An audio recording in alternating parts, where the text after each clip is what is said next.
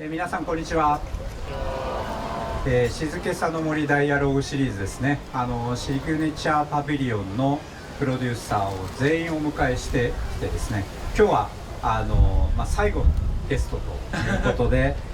命めぐる冒険テーマ事業命を育むの、川森プロデューサーにお越しいただきました。川森さん、よろしくお願いします。川森です。よろしくお願いします。川森さん、本当に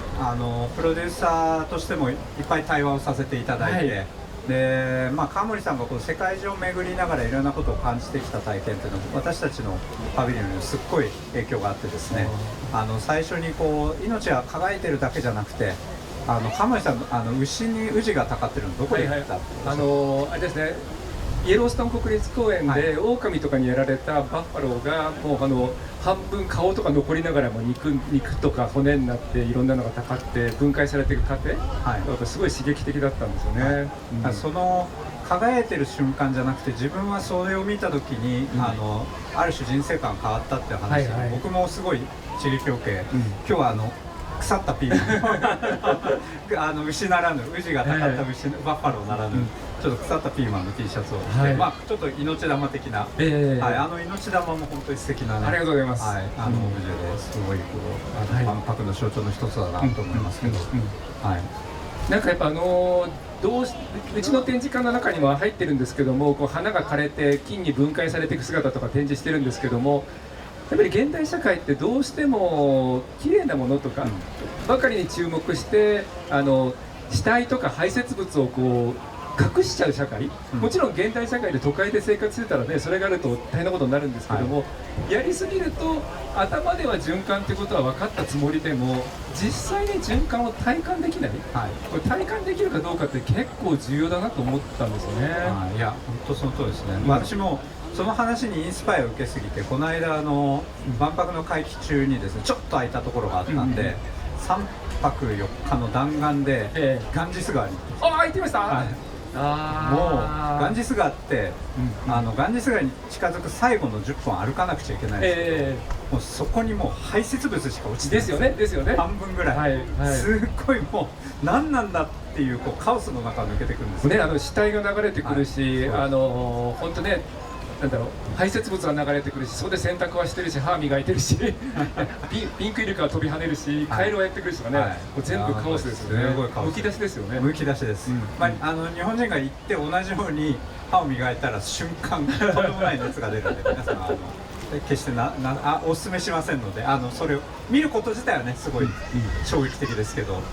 でも凄まじいですよね。だからその時にちょっと話はずれちゃうかもしれないですけども、そういうの見た時に汚いなとかやばいなとか思うのは、日本人としての感覚はあれなんですけども、それでそのインドを見てしまうともうそれは多様性を見失うことになるんですよね。そうですね。いやその通りです。本当です。なんか本当によく話してるんですけど、インド行って手づかみでカレーを食べるのを1週間ぐらい続けたんですよ。で最初に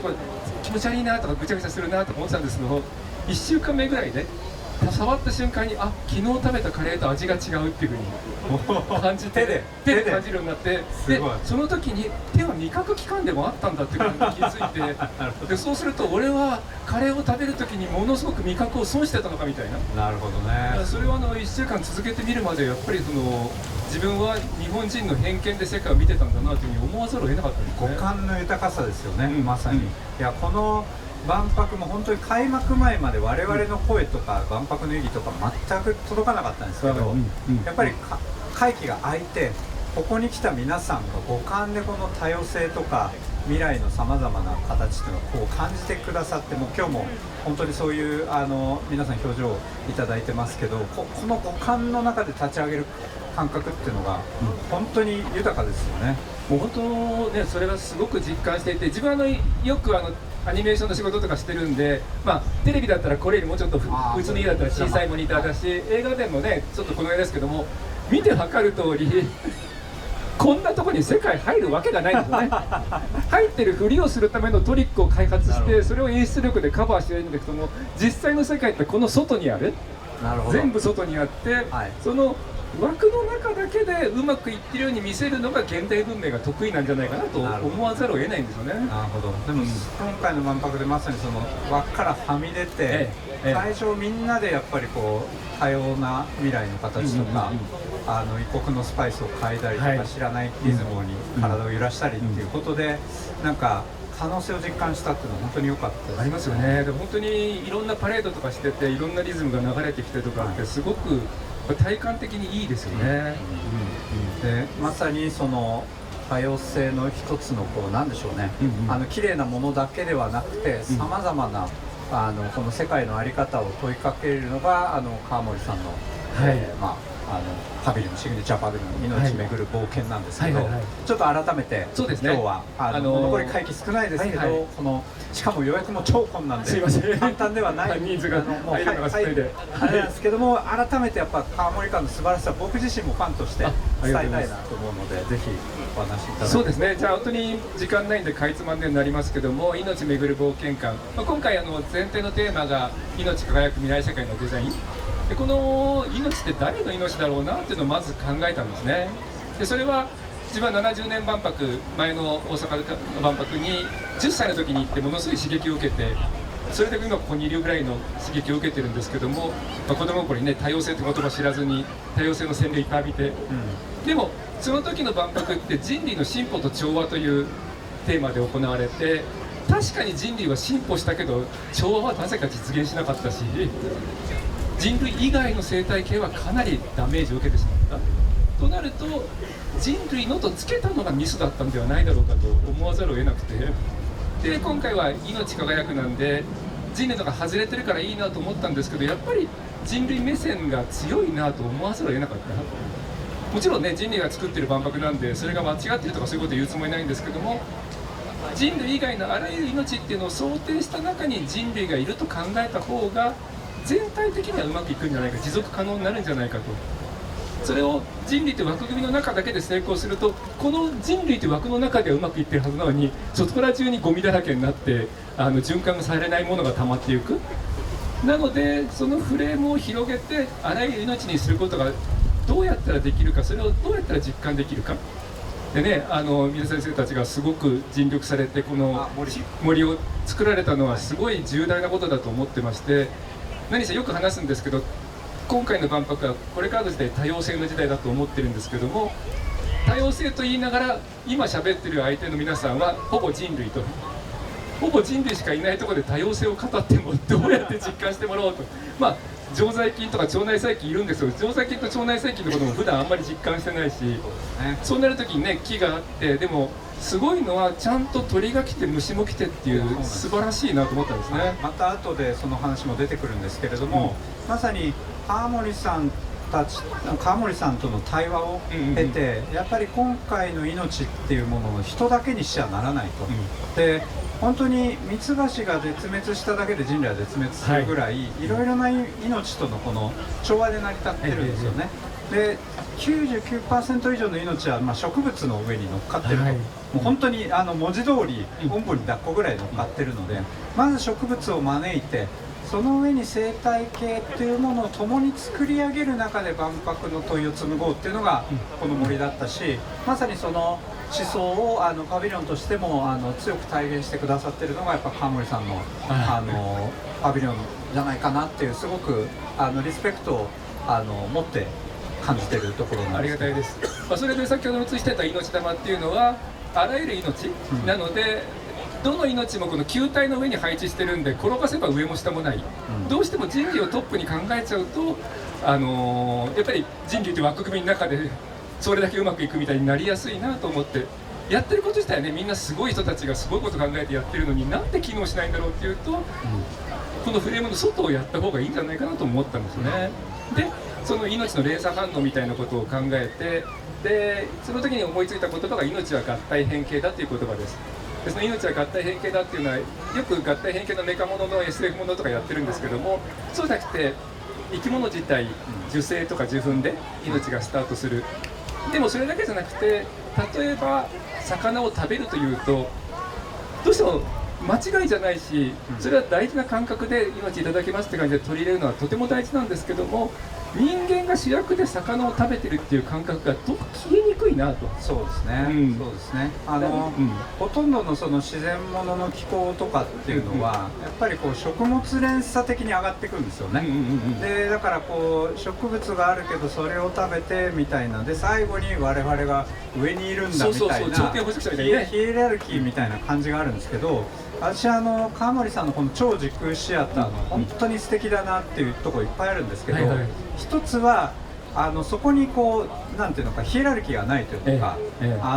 こうなんだろう、魚が出てきて食べられたりとか、自分が食べられる側に回る、自分が食べられる側で見るんですよね。捕食者側としてこう上から見るんじゃなくて、時に食べられて胃の中に入って違うものになっていくっていう、この捕食者と非捕食者を横観しながらフラットに命を見ているっていうところが本当に、それを超時空シアターっていう、VR 映像の中でこう体験できるのも本当にかつてない体験、ありがとうございます。本当にね、そう言っていただけるとすごく嬉しいし、その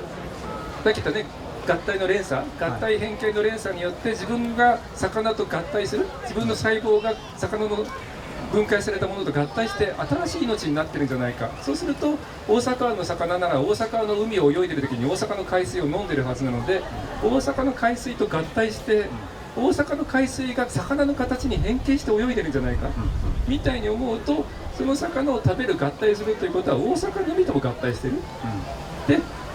そういう、ところから何か身を取って食べればその植物とも合体するし、ここから出てくる酸素とも合体するし、そうやって合体変形は連鎖反応で起きていて、よく言われる食物連鎖の図で何があって何があってなんてそんな簡単なものじゃない。いや、ほんとすごい連鎖反応が起きてるっていうね。そうなんです。これは、本当に医学的にも川森さんが今おっしゃってることその通りで、地中海料理が体にいいっていう仮説があったんですよ。日本料理は残念ながら塩分が強すぎてだいぶ前に陥落してるんですよ。でも地中海料理が一番長生きできるんじゃないかみたいなので社会実験したんですよ。でそうしたら結局どうなったかっていうと、地中海料理を食べて元気なのは地中海の人だけだったんです。なるほどなるほど。やっぱりその生態系の中で捉えなきゃいけないわけですね。だからイギリスの方とかちょっと地中海から離れた人がその食事を突然やっても、腸内細菌なんですよね。そうですね。それとの相性が悪いとかね。そういうつながりがあって、なかなか健康にはなんなかった面白いですよね。単に今瞬間食べるものとかではなくて、その中に生きているこの環境、細菌も含めて、でさらに言うと実はなんていうのか、寒い地域の適応みたいなのもやっぱりちょっとずつ遺伝的にもあったりするわけなので、やっぱこう我々が本当世界と知らずに実はもうつながってるんですよね。もう個人と世界っていうバシッて切り分けられる。そのすごい連鎖反応、共鳴連鎖反応が起きてるんだけども、そういうふうに教わってないし、そういうふうに書く図も書けないんで、超軸シアターはそれを実感できるようになんとかできないかと思ってやってみましたし、今の話伺ってね、後で超軸シアターの話戻りますけども、すごく思ってるのが、最近よく話してるんですけども、現代社会ってやっぱ科学で駆動されてる部分大きいじゃないですか。その文明とかいろんな便利さとかっていうのは。でも科学って枠組み自体に再現性の問題があって、誰がやってもどこでやっても同じ結論が出るっていう、それが基本にあるっていうことは、さっきの地中海料理のやつもちょっと前だとどこで食べても地中海料理を食べた人は健康になるっていうふうになっちゃうわけですよね。そうです。それが今だとやっぱりそれが場所によってそこに依存して、そこで連鎖反応じゃないと捉えられないっていうことが証明されつつあるってことね。そうなんですよ。なのでやっぱりその不確実性とどう向き合いながら、やっぱりこう人とこの世界は簡単に分かつことはできないぞっていうことですよね。まさにそれがこの超時空シアターでもこう表現されてるなっていう。でそれは例えば誰かの本を読んだとすると、その本の著者の考えが自分の頭の中に入ってきて、シナプスの結合を変形させて新しい考え、合体した新しい自分になってる。でもそれはあまりにも当たり前のことすぎて普段気づかない。自分が発した言葉も皆さんの頭の中に入って今合体変形を起こしてるんですよね。我々もじゃあ今合体変形を起こしてます。空気でも合体変形を起こしてるし、その連鎖反応が起きてるんだけど、普段それに気づきにくいと、でその象徴として499秒私の合体っていうタイトルをつけてるんですけども、499秒って今ちょっと陰りましたけど、太陽から地球に光が届く時間、499秒かけて光がここまでやってくると。でそのやってきた光を浴びてあったかいなとか暑いなと感じるのは人間の主観であって、やっぱり人間が主役、間違いではないけど人間主役なんで、これが命の流れとかエネルギーの流れで捉えると、光の粒子と自分の細胞が合体して新たな運動を起こしてるんじゃないかと思う、そうすると自分の体の一部は太陽の光でできてる。で太陽の光でできてるとしたらば、自分の体の一部は間違いなく499秒前、1億5000万キロの星の海の彼方のあそこで輝いていたと。自分たちはあそこにいたんだと、一部は。その実感を普段から味わうことができたとしたらば、自分はちょっと前まで魚だったかもしれない、ちょっと前まで野菜だったかもしれない、ちょっと前まであの木の中にいた水が酸素に分解されてきたのかもしれない、そういう実感を普段から持てたとしたらば、どんな未来を描きますかという問いをやりたいんですよね。素晴らしい。そうじゃないと、どうしてもまず先にデザインがあるとなると、まずこの枠組みの人間社会という枠組みから見た未来を作っちゃう、そうではなくて、全てが連続体である、共鳴連続体である、調和体であるっていう実感の中から描く未来というのが、自分は本場の未来像になるんじゃないかなみたいな仮説を立ててやってる感じですね。なんかその光の話っていうのは、ベターコーウィングのパビリオンのクリスタルともすごいつながってて、であれもまさに光を感じるための、触媒なんですよね、光で、いわゆる日光がガーンって出てると虹がバーンって出て、キラキラ光が輝くんですけど、今ぐらいのこの曇りだと優しい光になるんですよね。日の光そのものがなんか包まれるような、そういうような感じになったりとかで、夜になってくると今度は人工の光になるんですけども、もちろん光は全く届いてるわけではないんですけども、この、人工の光と混ぜて、で優しくこうちょっと宇宙のような光を作ったりするんですけど、このまさに光を感じる体験っていうところと、この499秒っていうのはすごいこうしますよね。こうしてるんですよ。しかもね、その虹ってやっぱり太陽がないことには出ないです。人工光じゃなくて自然光だけで、自然光でやろうとすると太陽じゃないとできない。で、太陽をテーマにされていて、自分たちも太陽をテーマにされてしてて、で気が付くと70年万博の中心にあったのは太陽の塔なんですよね。そうですね。でそれはこれお話したかもしれないんですけども、最近気づいて、やっぱり太陽の塔と同じポジションですよね。自分たちの太陽の塔はテーマ館で、シグネチャーパビリオンはテーマ館なんで、同じポジションなのでどうしても意識せざるを得ないんですけども、もともと太陽の塔は好きだったんですけども、最近気づいたのが、人類の進歩と調和と歌われたあの万博のど真ん中、テーマ館にそびえてるのが人類の塔でもなく、進歩の塔でもなく、太陽の塔だったっていうのは、ものすごい大きな意味を持ったんじゃないかなと思わざるを得ない。アンチテーゼですからね。あれが人類の塔だったら、もう日本の生態系は終わってたんじゃないかなと思うぐらいというね、極論ですよ、もちろん。そうですね。いやでも本当です。いや面白い。ではもう一個アニマの方のお話はしますか。そうですね。アニマの方とかもアニマの方じゃゴーグルをつけられない、長軸視だったらちょっとゴーグルつけなきゃいけないんで、つけなくてもいい方に向けてお子さんたちも、体験できるように、まだ言語とかが生まれる前の原初的な生命をいろいろ一緒になって五感で味わえるような、特に足裏の振動とかっていうのはどうしても現代人って知識優先になりすぎちゃってるんで、知識優先が悪いわけじゃないんですけども、身体感覚の中でこの大地と接している足、本来のね、自分たちの生まれ育つこの地上と接する足の感覚を取り戻すっていうのはすごい大きな意味があるんじゃないかなと。でやっぱその長軸シアターの中でちょっと表現してるんですけども、この大地っていうのは今までこの地球に生きてきた自分たちの先祖、人類だけじゃなくてあらゆる生き物の先祖の屍によって表面は成り立ってるわけで、その屍の上に歩くときにそのね、屍に対してこの大地は汚いとか言わざるを得なくなってる現代ってどうなんだろうっていうふうに思うわけですよね。なるほど、なるほど。五感で立ち上げてくるんで、私もやっぱ川森さんと話してる中で、自分が思ってる以上にこの五感の大事さを今回感じました。で、うちはもういわゆる天井も壁もないので、素晴らしいですね。風が吹きさらしなんですよね。でつまり虹が出るか出ないかっていうのは、まあ、いくつか条件があって、雲があるのとこの風ですよね、はいはい、風でこういい感じにこう雨がとどまるかどうかみたいなので、本当にいつもこの半年ね風を感じ続けてるんですよ。素晴らしいですね。はい、で川森さんのマクロスのね、はいはい、一番ね、最近の風に風いい風だ、ね、そういい風だって敵方がみんな風って言ってるのが僕すっごい好きで、ありがとうございます。俺はいい風が吹いてるみたいなのが、なんか自分たちも同じ風を感じながら生きてるなっていうところにすごくこの半年なんか実感ができるとともに、こんなに風とか光を意識したことはなかったんですけど、でもやっぱそれってすごい豊かだなって改めてですね、はい、ですね、思いました。まだねAI に入力できないですよね。風は、風は入力できない。数値は入力できるけど、はい、風の実感を入力できない。それがいい風だっていう言葉のね、マクロスの中でもよく出てくるんですけど、いい風かどうかっていうところもやっぱりたくさん風を感じ続けながら初めてやっぱ立ち上がってくる感じですね。そうですよね、はい、でそれもおそらくね、さっきの話で地中海の風とここの風と、はい、山の上の風もねみんな違うでしょうからね、はい、ただまあ僕ちょっとまだ川森さんほど修行は足りなくて、ガンジス川に行った2日後にですね、そのガンジス僕が行ったところが増水して膝までみんな水に浸かってたんですよ。でそれを見て、ああよかったって思ったなぜならその地面ってもう半分ぐらい牛とに犬の糞があるところで、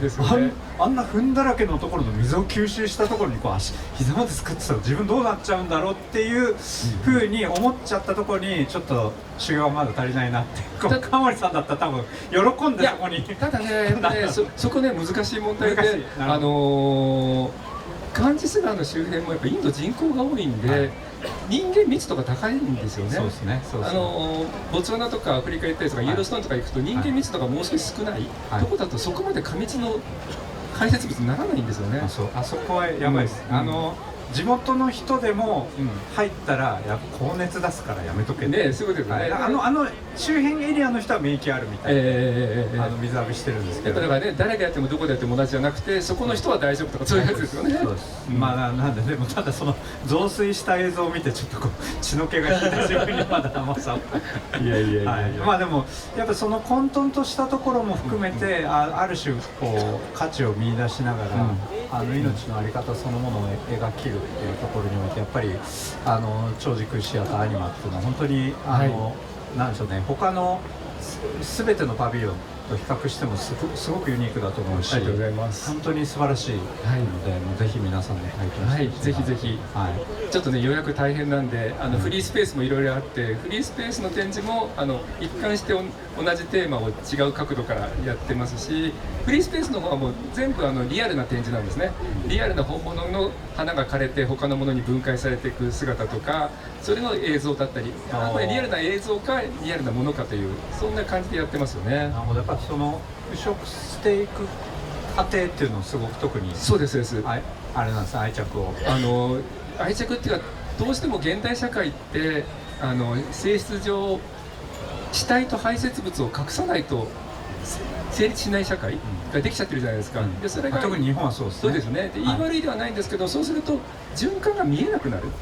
知識では知ってても知識で知ってるってことと循環していく姿がちゃんと見えるかどうかってやっぱすごい重要だと思ってて、でそれが隠された頃からなんかやっぱり生態系って循環ですから、循環しないことには持続可能にならない、それが持続可能性がどんどん失われていくのとどうもこうしてるんじゃないかなっていう仮説を立ててるんですね。なるほど、なるほど。いやそういう意味で今日この T シャツ着てきてよかったですね。最高ですよね。川森さんリスペクトで選んできたんですけど、一番なんか素晴らしいですね。命玉っぽくてちょっと腐ってる感じがいいなと思って。なんか腐ってるとかその循環して次の位置に行く。例えば先ほどちらっと言ったボツワナのところまでも。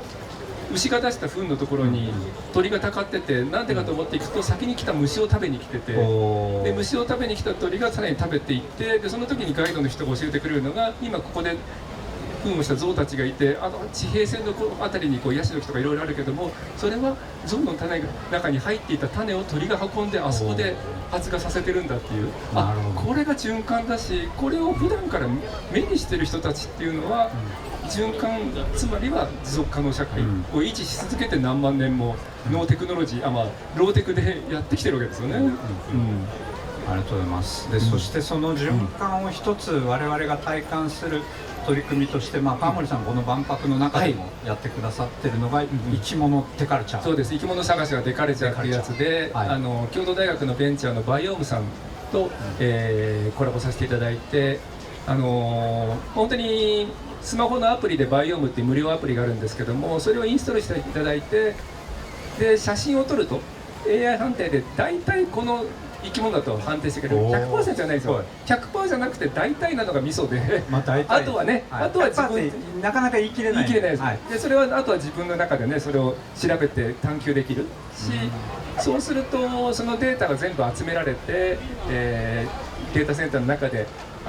日本全国やってるんですけど、日本全国のここにはいてはいけないはずの外来種が来てたとか、でこっちにはもう絶滅したかと思ってた希少種がまだ残ってたとか、そういうことが分かると重点的に保護ができる。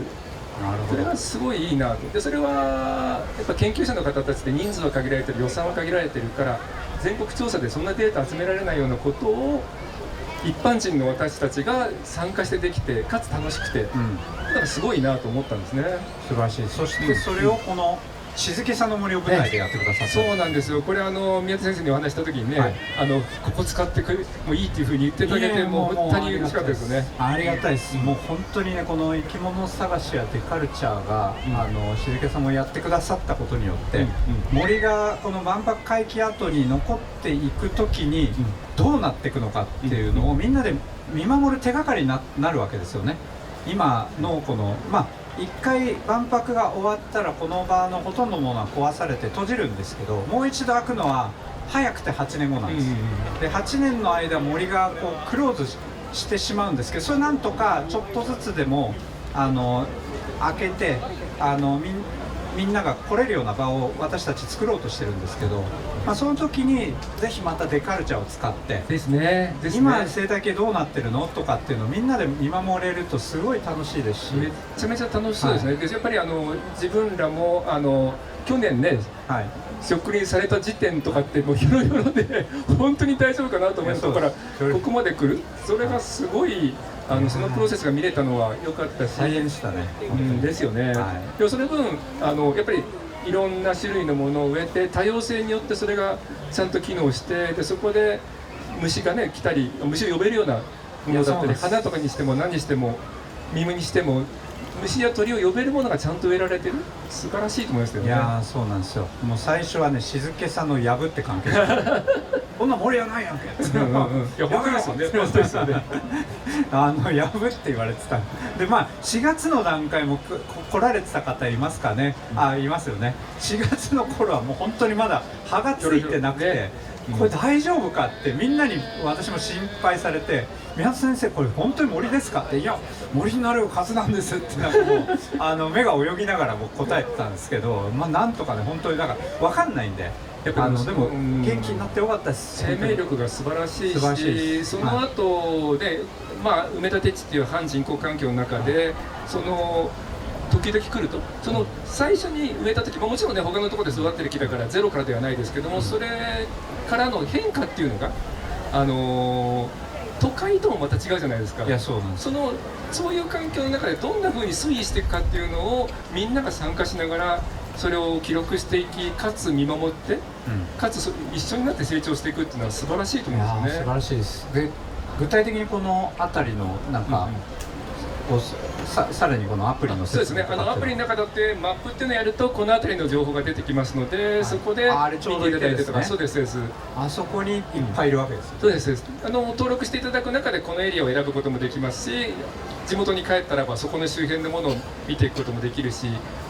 やっぱり先ほど言ったね、ここに人類しかほとんど集まってないところでっていう時に、実際には公園に行ってもちょっと足伸ばせば山でも川でもいくらでも生き物も多様性やっぱ現代の日本でまだ残ってるのに触れる機会が少なすぎるんですよね。そうなんですよ。で私自身もちょっと森ってでかいか小さいかぐらいしか最初は認識はなかったんですよね。だから関係者やぶやぶ言ってたんですけど、でも森の専門家たちがここに来て、これはいい森だって。でなぜかっていうと多様な樹種があるんですよ。で多様な樹種があって、それがいろいろな命を引きつけてると、だから大きい小さいじゃなくて、豊かな森っていうのはちゃんと木漏れ日が入って、いわゆる木の上だけじゃなくて土の命にも光が当たりながら、多様な樹種が多様な命を呼び込むんだっていうので、なんか私たちのチームの一員でもあったステファノ・マンクーゾという植物学者がすっごい褒めてくれてたりとかですね、本当にいろいろな、最初ここに動物を呼び込むために、サラセーノのアートを作ったんですけど、その時も最初動物園の人たちいやーもうここはスズメ科からしか来ませんよっていうふうに最初言ってたんですけど、来たらいやいやこれは素晴らしいと、もういっぱいいろいろな鳥すでに来てますよっていう話だったりして、やっぱりこう大きいか小さいかだけじゃなくて、こんなに人がねラッシュして20万人来る中においても命の力って今すごいですよね。で今伺っててちょっと思ったんですけども、その森っていう言葉を使ってね、木が3本あって森になってるんで、どうしても森っていうと植物に注目行き過ぎちゃうかなと今気づいたんですね。確かに。なので実際には森っていうのはいろんな種類の木があることによって、いろんな種類の虫が来て、いろんな種類の鳥が来て、それによっていろんな土壌微生物も発展して、木という森というのはその他の生態系まで含んで、やらゆる生き物に対して広がってるのが森だなっていうのをなんか改めてちょっと感じました。いやそうなんですよ、すごいいっぱい生き物がいてね、6月7月はなんか夜になるとカエルがすごかった。はい、そうですね。すごい、聞きました。本当にね、人の声よりカエルの方がすごい時期があって、で私たち実は8月に 1週間ぐらい演劇したんですけど、下見に来た時これは無理だってカエルにも押されまくってて、これはできないぞって、いや繁殖期もうちょっとしたら終わるんで、大丈夫ですっていうので結果できたんですけど、ただその時もなんか演劇が始まるとなんか生き遅れたちょっと不器用なカエルが1匹2匹対抗してゲコゲコ言ってきたんですけど、それぐらいだったらなんとか。いや参加してるかもしれないですね。参加した。いやでもそれぐらいやっぱねすごい力ありますよね。それもカエルもね、どの土に混ざってたのかとか、どうしてそんなに来たのかってぐらいね、本当大したものですよね。すごい量。しかも1匹種類もいっぱいいたんですよね。いろいろな鳴き声を混ざってて、その種類いっぱいいてやっぱすごいですよね。それは本当にちゃんとした生態系に近づけるっていうか。そうなんですよ。ツバメもいっぱい来たりとかですね、今も今後もそうだし、そういう意味ではね、本当にそういういろんな種類の木があって、いろんな種類のカエルもいて、虫もいて、鳥もいてだと初めて生態系っていうのが見えてきて、その中の自分っていうのが捉えられて、それを全体の視野の中で人間の中の争いとかね、いろんな多様性の争いについての解決を見るんだったらなんか解決しやすいんじゃないかと。大した違いじゃないじゃんっていうね、その他の比べたら重要なんだけどそのスケールから比べたらばっていうのはね、そういう視点があってもいいのかなと思いますよね。いや本当そうですね。いやでも本当にこの生き物デカルチャーとこの命めぐる冒険のこの川森さんの視点とこの静けさの森っていうこの場所がすごい響き合って、なんかこの万博の体験っていうのをすごく深いものにしてくれたんじゃないかなっていう。ありがとうございます。でも本当にそのバイオムさんのアプリすごく素晴らしくて、最初に話聞いた時にこれだと思った理由の一つっていうのは、どうしてもね生態系のこととかなんとかってどうやってアプローチしていいかって一般の人たちに分かりにくいじゃないですか。自分にしてもゴミの分別だったりとか、いろんなねゴミ拾ったりとかそういうのできるにしても、なのにこのバイオームさんのアプリっていうのはまず最初にインストールしたら最初にね写真撮りに行って一歩踏み出してる、先に踏み出してるっていうのがすごいなと思って、画面の中だけで、どうしてもなんか理解した風になっちゃうんですけども、現実世界との接続をこの前提にしながらこの体験を結んでいくっていうのがこの生き物デカルチャーですね。やっぱその現実世界との結びつきってものすごい重要だなと思ってて、やっぱり自分もねバーチャル系の SF の仕事とかしててもなるべく現実との接点を持ちたいなと。なのでマクロスなんかね航空力学だけは現実の接点を持たせようとか、歌は持たせようとか、そういうなんか現実の接点が全部なくなると完全フィクションになってしまって、そこは極力避けたいなと思ってるんですよね。血の通った感じになって、そしてやっぱり他の SF ともやっぱ違う唯一の無二の個性を持ち続けているのは、うんやっぱ川森さんのそういった感覚によるところなんですね。そうですね、なんかそこは気をつけたいなと思うところですよね。そして、うんその映像作品といえば、はい新作が新作です。来年のはい2月でした、1月1月か1月か1月に1月1日か、 1月1日そうだ1月1日、完全にオリジナルの、アニメーション映画で「迷宮のしり」というのをやります。でそれはなんていうんですかね、ああいう今ちょうど川森さんのインスタアカウントでもたくさんこう告知が打たれ始めてますよね。こういうスマホをコンセプトにしてます。でスマホをコンセプトにしてるっていうのは、現代人ってねやっぱスマホを使ってるじゃないですか。自分も使ってすごいお世話になってるし、半分中毒でなってるところもあるぐらいにもう手放せないですですよね。でそのスマホがひび割れてしまったことによって、そのスマホって自分のアイデンティティの象徴みたいじゃないですか。検索履歴は全部入ってるし、個人情報もいっぱい入ってるし、そのスマホが割れてしまったことによって自分の一部が割れてしまって、そのスマホと深層心理が組み合わさったラビリンスという空間に閉じ込められてしまう女の子、それがしおりっていう高校生の女の子なんですけども、そこからどうやって脱出するか。なるほど。もうその世界にはスタンプになってしまった人間たちがいて、でそこから一緒になって協力してなんとか脱出しようとするんですけども、その間に現実世界をもう一人の自分が乗っ取ってしまう、好き勝手にやる自分が乗っ取っていいねを集めてどんどんのさばっていくみたいなエコーチャンバーをこうガンガン獲得して。そうですそうです。でそういうやつでもう完全に現代を舞台にする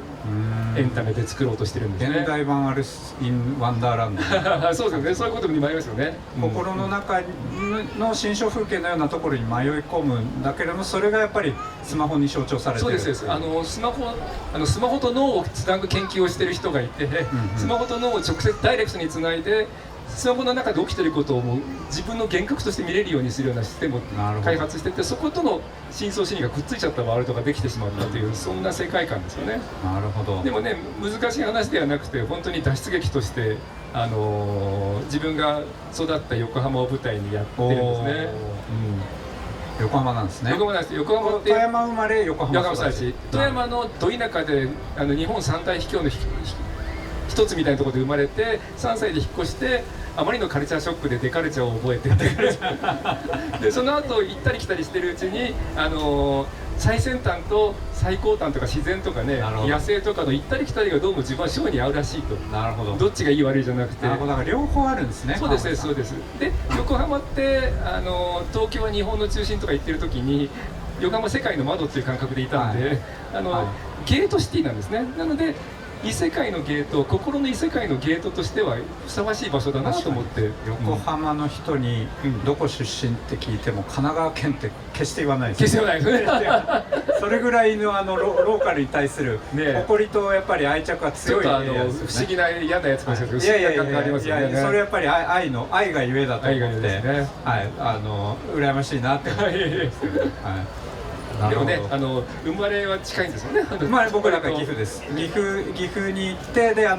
東南アジアのもうなんです熱帯雨林のところで幼稚園を過ごしてる。そうですよね。なんかもうすごいですよね。そこから東京みたいな、なんかいろいろなところを行き来してるっていう意味では、なんか川森さんと気が合うのもそういうなんか2つのギャップの中で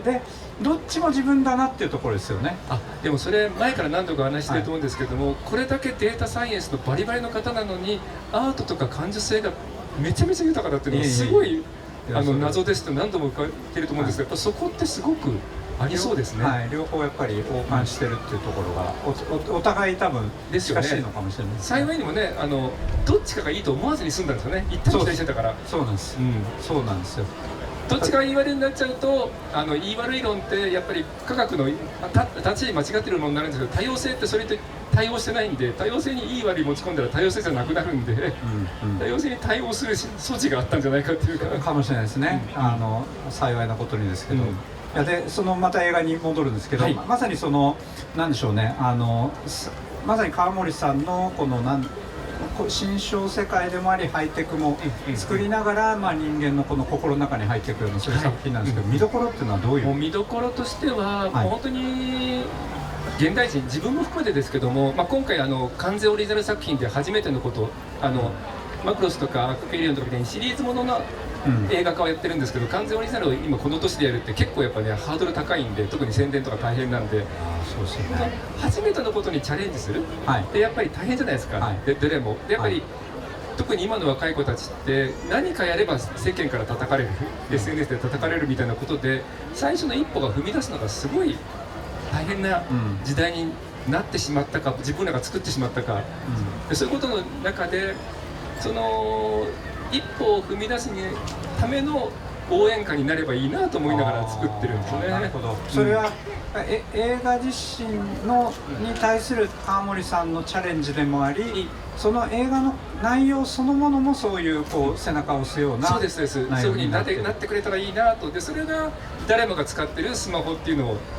ネタにすることによってみんなに入り口が作れるんじゃないかと思いますし、あと普段だとねやっぱ声優さんメインでやってるんですけども、新しい学校のリーダーズの鈴鹿さんだったりとかをはじめとしていろんなアニメの声優初体験の人で基本固めたんですよ、メインを。なるほど。だから全員が初体験にしようとちょっとした例えばねテレビさんなんかは演劇経験はあるけどもアニメの声優として初体験だとか、そういう初体験の人たちが集まることが何か年齢がいくつになろうがチャレンジ一歩踏み出せうるかどうかみたいな、そのギリギリ感をちょっと狙ってみたいとかね。素晴らしい。なんか新しいがこのリーダーズで言えばちょうど万博の開会式もそうなんですよ、素晴らしいパフォーマンスをされたんですけど、それがなんかきっかけだったりとか、その前からね決めてはいたんですけども、で開会式に出るのもしてたんですけども、最後の最後にね一声出す時に自分らの方に向かってるのを見て、これはなんか象徴的に繋がったなという気持ちはちょっとありましたよね。万博の中でまたその確信に触れました。他なんか今日いらっしゃった皆さんに、なんか万博を体験した上でこの作品を見るところのなんか面白さとかって何かあります？そうですね。万博を体験したっていう意味だと、変則的な。万博ってねやっぱりこの多様性の集団の中で繰り広げられる最先端でもあり、そして土着の文化でもあり、そういうなんか進幅の中で作られてると思うんですね。でそういう進幅が一人一人の人間の中にも進幅はあるんじゃないかと。それはで同じように、調和とかいろいろ考えられて、で社会の分断とかの話をされるときに外の世界で起きてる分断っていうのを何とかする前に自分の心の中の分断を何とかしないと自分の割れてるスマホのひびだったり自分のなくしてしまうとかよく忘れてしまうスマホの問題を何とかしないとそこへのアプローチがやりにくいんじゃないかなと自分はちょっと思っているところがあって、なるほど。それを踏まえながら、万博来てると一歩踏み出したりとかね、世間のねいろんな評価の中でね、行く行かない中で一歩踏み出して来ていただいた形なんで、今日ここに来た人たちはその五感で分断を乗り越えて、この場に集ってくださったということで本当に素晴らしいですね。まさに浜森さん今おっしゃったように、この万博っていうのはその五感の中でみんなでこう未来にこう向かうっていうなんか一つのチャレンジでもあったわけですよね。で私自身もなんか一番のレガシーってなんだろうって思った時やっぱ来てくださった人たちかなっていう、この感覚をみんなで共有したっていうことなんじゃないかなって思うし、で川森さんの映画っていうのはまさにその分断と向き合う時に心の中にある分断っていうのも改めて見て、なんかそういうのをねちょっとなんとかなんかね突きつけるとかそういうんじゃないんですけど、それをどんだけ楽しいエンタメ映画にできるかっていうのは自分にとっての鍵でもあるし、でしおりちゃんのこの分断に向き合いながら自分の心も見つつ未来に向き合ってほしい、そうなって見ていただけたらすごくより何倍も楽しみじゃないかなと思いますよね。まさにこの分断を超える場のチャレンジとして万博に来た皆さんであればまたそういう感じ方もされるんじゃないかなということですよね。ありがとうございます。で残り時間少なくなってきましたが、最後にちょっとまさにその映画1月1日公開ということで、川森さんの新しいチャレンジなんですが、ここから先、この先の川森さんのなんか挑戦について最後に伺えればな。そうですね、挑戦としてはせっかくこの万博5年間以上ねプロジェクトとして体験できたので、こういう現実世界だったり新しいところへのアプローチはぜひやっていきたいおーし、すごい前回の時に一緒にお話した時にもありましたけども、本当森の中の学校とかすごい興味があるんで、やりましょう。なんかそうやりましょう。いう今までの知識体系だけじゃない何か体を使うとかね、どうなるもうちょっと深いところが動くような、さっき言った多様性の中の機械を作るには科学は向いてるんだけども、感情を扱うには今までの科学ってあんま向いてないと思ってるんで、なのでその多様性を扱える何かみたいなのはなんか問いかけたいなと思ってますよね。いやー素晴らしい、ありがとうございます。まさにこの万博でチャレンジしたことを一つとして、これまでのアニメももちろんやるけれども、五感を使ったものも含めて何かやっていきたいってこと。そうですね。なんかその未来の中にちょっと僕も入っていてすごい感動してます。いやもうでもぜひ一緒にすごい試みされようとしてるんで、本当にぜひなんかご一緒できるとすごい嬉しいなと思いますし、で今日本当にここに集まってくださった皆さんもね、一緒になんか新しい体験作れると。もう合体変形してますからね、これね。もうすでに合体変形しちゃって連鎖反応起きてますからね。素晴らしい。ということで最後素晴らしいお言葉をいただきました。今日のゲスト川森さんでした。どうもありがとうございました。ありがとうございました。ありがとうございました。